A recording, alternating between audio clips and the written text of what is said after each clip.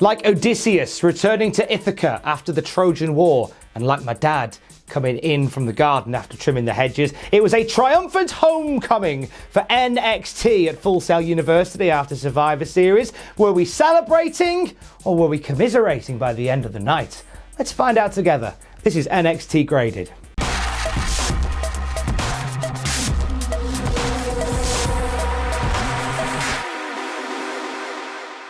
NXT opens this week with Josiah Williams wrapping the entire NXT main roster to the ring, celebrating their huge night at Survivor Series. The celebrations were cut off by Undisputed ERA, who take all the credit for it, saying, hang on, no, we were the guys that were winning all the matches and all of that stuff. You should be thanking us. Ciampa is in the ring now with Keith Lee, Matt Riddle, and Dominik Dijakovic. And Tommaso Ciampa says, no one's in my way now. I'm going to come and get you and get Goldie back. Enter Finn Bálor, who literally and metaphorically stands in the way of Adam Cole and Tommaso Ciampa. Finn Bálor even says, looks like I'm standing in your way. And Ciampa warns the prince he's about to meet his king.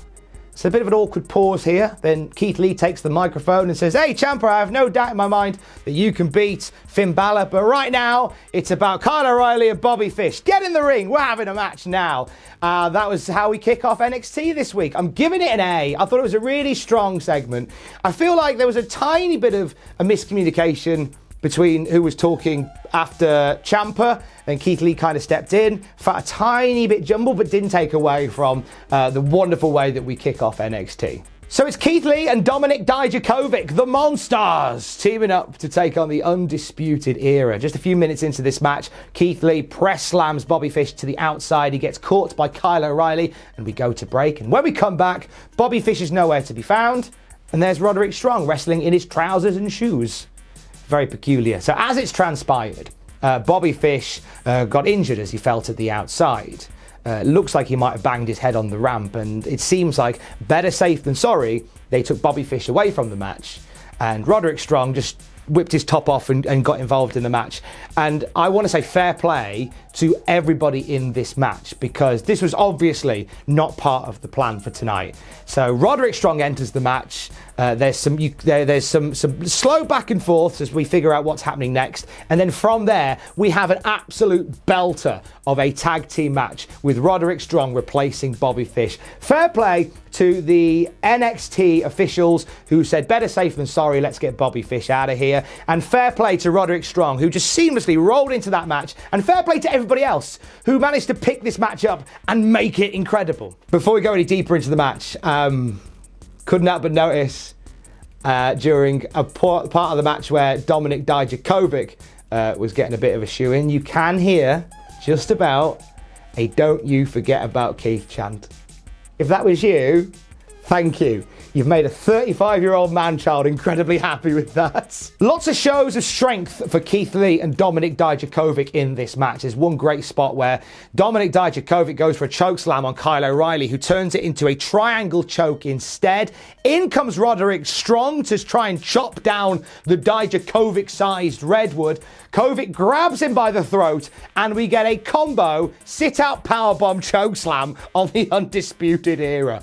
Mwah! So this looks like it's the end of the match now, but then Adam Cole makes his presence felt, storming down to the ring, giving it all this to Dominik Dijakovic in the ring. He's so laser focused on giving it all this to Dijakovic, he doesn't see a wild Keith Lee appear, who pounces him into the crowd. This is a spot that has now been gift and will live in our memories for a long, long time. Keith Lee pouncing Adam Cole clean into the NXT faithful. It was incredible. However, Dominik Dijakovic, so distracted by this show of awesome by Keith Lee, he ends up eating a high-low combination from Roderick Strong and Kyle O'Reilly for the 1-2-3, and they retain their tag team titles. Do you know what? I'm giving this an A when you consider the curveball they were thrown in the injury to Bobby Fish moments into the match, how quickly they were able to pick this up and make this a show stealer. I can't but love every single person in this match who managed to make this work despite that circumstance. Sending love to Bobby Fish. I hope he's on the mend and I hope he doesn't miss any ring time. But the four guys that managed to get through this despite that, Bravo to you. Incredible work. You deserve an A. We get a passionate Candice LeRae promo. She says to Dakota Kai, "You're not in there with your friend Candice LeRae. You are in there with Tegan Nox's pissed off sister." The heel turn for Dakota Kai at War Games, by the way, because we haven't talked about it, you and I. Amazingly done. Just with such fire and fury and venom.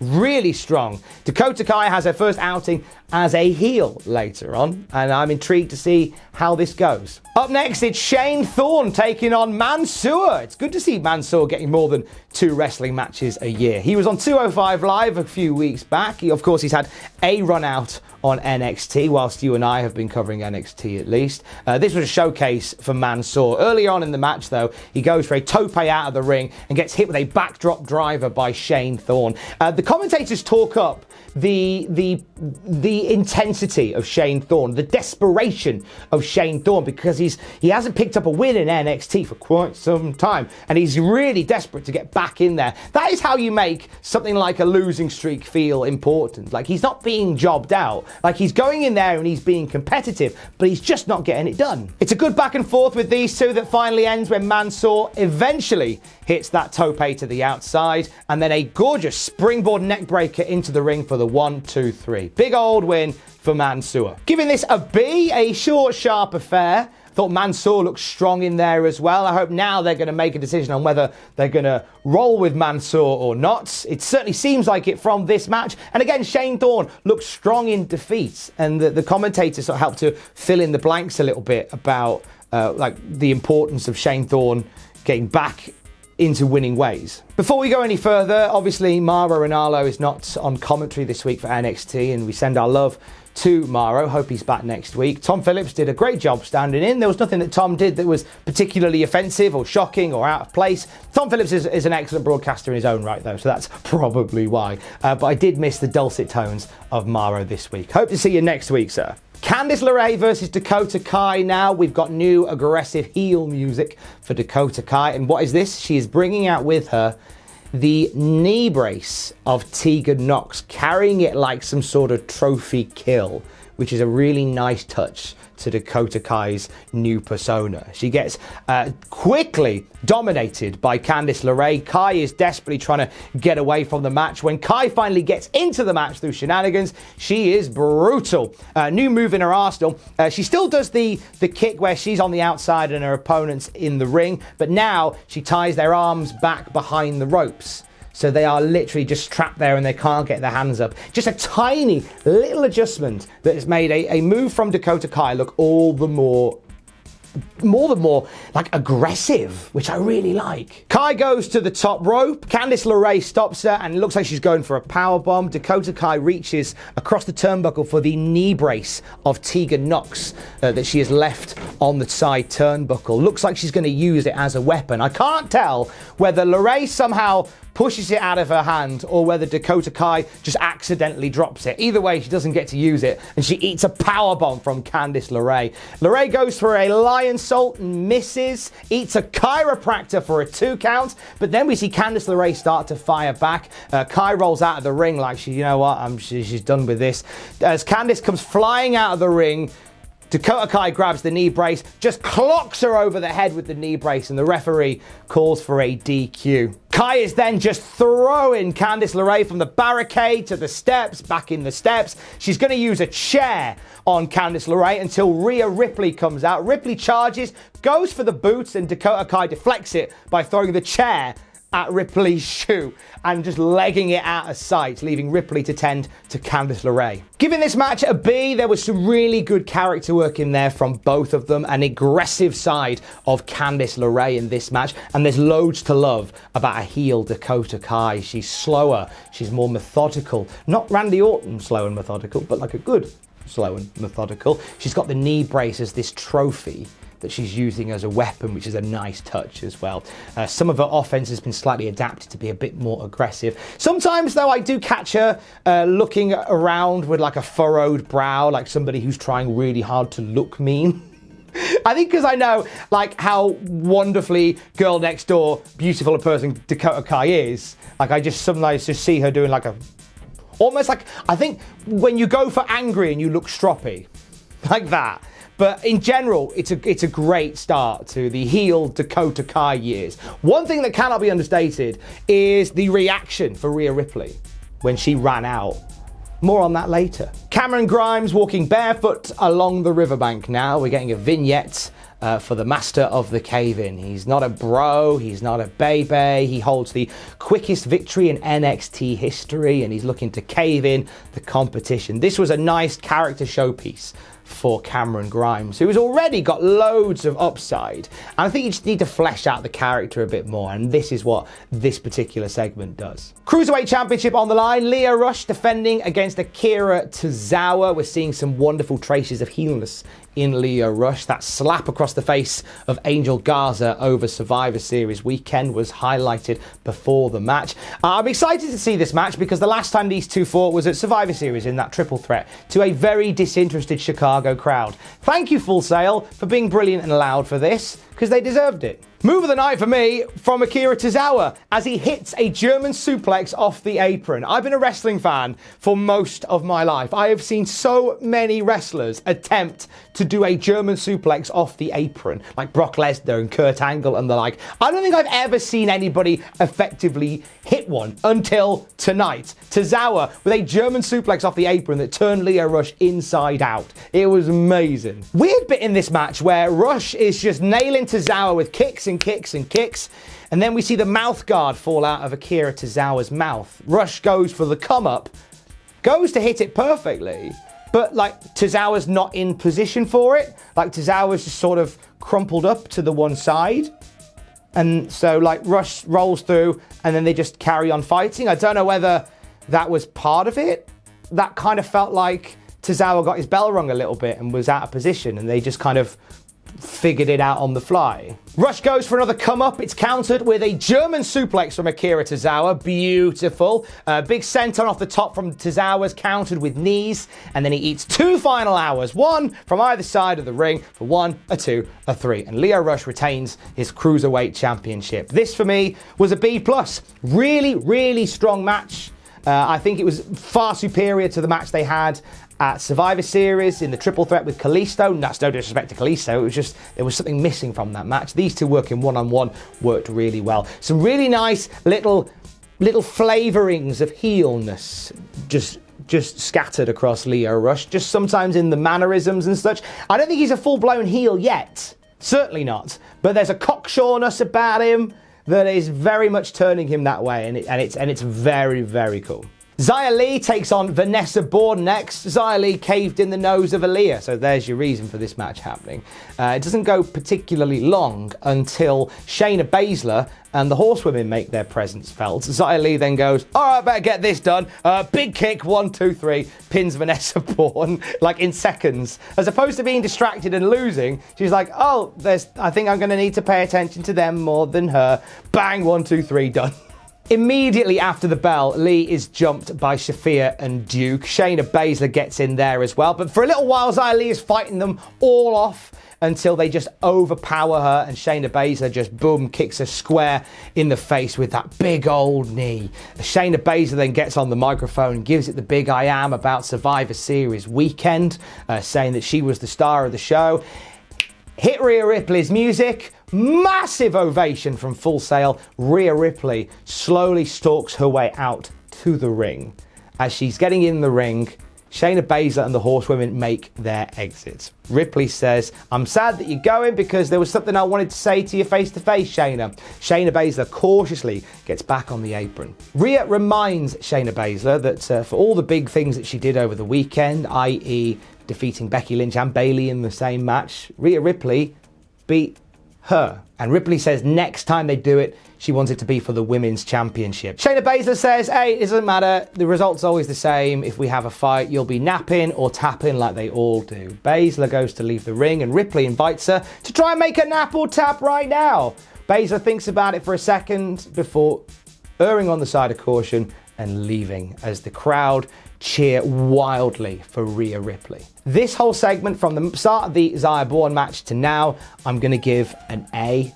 Starting with Xia, good showcase for Xia Li. Even though she got beaten up by Shayna Baszler and the Horsewomen, she put a big fight in. So by no means is this Xia Li getting jobbed out at all. Then we come to Rhea Ripley, who seems to have overnight become a massive star in NXT, and I am here for it. I was watching her do stuff at NXT UK, first obviously NXT UK Women's Champion, some great matches back and forth with Toni Storm, but then she came to the USA version of NXT and just immediately got under the skin of Shayna Baszler and just became a star. Over Survivor Series weekend, at War Games, she got the big pin in the match and the biggest reaction when she came out. Survivor Series, when she stepped into the ring, the crowd lit up. Tonight, Full Sail, we're 100% behind Rhea Ripley. Shayna Baszler can now move to the Raw or SmackDown roster, knowing full well there is somebody here in NXT who can keep that division very much going strong. Rhea Ripley is the future of the NXT women's division without a shadow of a doubt. She's almost got that Stone Cold Steve Austin-like attitude of, oh, whatever, I'm not here for cheers or boos, I'm just being me. And she doesn't solicit for cheers or adulation. We've all fallen in love with her. I am ready. My body is ready for Rhea Ripley versus Shayna Baszler very soon. We get a video about the triple threat match from TakeOver War Games between Pete Dunne, Killian Dane, and Damian Priest. We find out that Damian Priest got broken ribs in that match, and the commentary team are questioning how that will affect next week when Killian Dane and Damian Priest go one-on-one. Priest has got injured ribs. How can he compete? Right. This is what annoyed me about Survivor Series weekend. Like, you can't have somebody compete at War Games, then compete at Survivor Series perfectly fine, and then on NXT go, oh, they're still hurting from War Games. No, senor or senorita. They were fine on Sunday. What happened? Did they have another War Games match that I didn't know about? Did he have another triple threat match that I didn't know about? We joked about this on the reaction stream where Ross suggested that maybe War Games was a simulation, or maybe we all dreamt it. Main event o'clock, and it's Finn Bálor taking on Tommaso Ciampa. They announced this match during the opening match. They had a little ticker go across the screen saying, by the way, this is your main event for the evening. Very excited by this one. They jockey for position early on. Nobody can really get an advantage over the other. As they go to break, we see Ciampa catapulting Finn Bálor into the turnbuckle post outside. Balor's in control again shortly after that. Goes for the 1916 on the ramp, the move that put down Gargano and Matt Riddle. Ciampa fights out of it, hits an air raid crash outside, gets back into the ring, but only gets a 2 count off a Project Ciampa. We get another air raid crash, this time off the tippity top rope, and again it only gets a 2 count. Finn Bálor is just kicking out of everything tonight, it seems. Ciampa yells out, this one's for Johnny Boy! Talking about Johnny Gargano, or maybe Johnny Vegas, he might be a fan.